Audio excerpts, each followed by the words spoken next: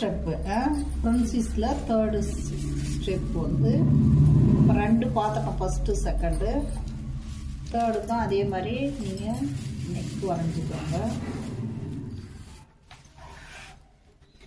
பட்டி அளவு எடுத்துக்கோங்க. இது வந்து நீங்கள் பட்டி வேணும்னா நம்ம பட்டி வச்சுக்கலாம், வேணான்னாலும் அப்படியேவும் தைக்கலாம்.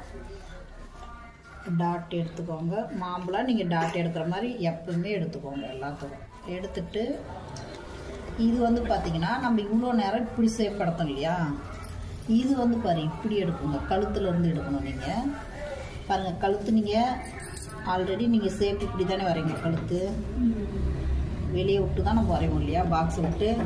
அப்போ இதிலிருந்து நீங்கள் வரணும். இதிலிருந்து இங்கே வந்து டச் பண்ணணும். இந்த டாட்டு கிட்ட இந்த டாட் எங்கே டச் பண்ணி இதிலிருந்து இங்கே வரணும்.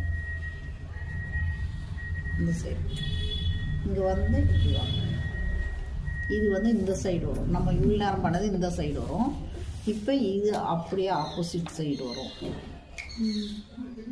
ஓகேங்களா? இது ஒரு பிரின்சஸ் கட்டு, இது ஒரு டைப். இதை கட் பண்ணி இது எடுத்துட்டிங்கன்னா இதெல்லாம் வேஸ்ட்டு.